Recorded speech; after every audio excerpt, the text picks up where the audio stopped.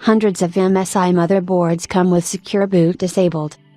Secure Boot has been the main motherboard protocol for personal computers for more than a decade, but it seems that MSI has forgotten about it. A security expert recently discovered that MSI has released more than 300 motherboards with Secure Boot disabled in recent years.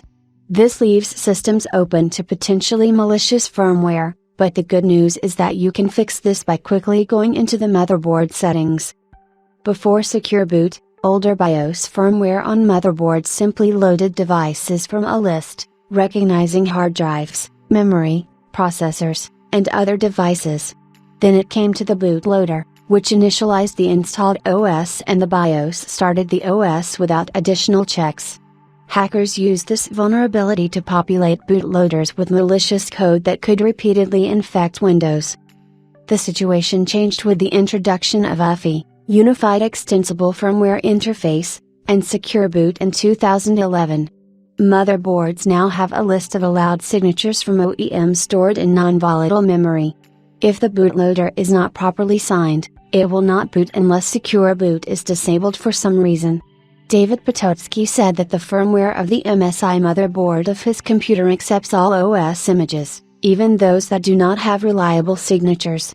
Pototsky believes that motherboards from other manufacturers, such as Asus, Gigabyte and NZXT, do not have this problem. The specialist posted a list of vulnerable motherboards on GitHub. It turns out that the unsafe motherboards are the result of MSI changing its default settings about 18 months ago. Since then, all of its UEFI systems ship with Secure Boot disabled. If you have an MSI-based computer, you can access the UEFI interface during startup by pressing the Del key. In the menu Security Secure Boot, you can see Always Run as the default value. This means that the system will load any OS regardless of its signature. In order for your system to work as recommended by Microsoft itself, you will have to change fixed and removable media to deny execute.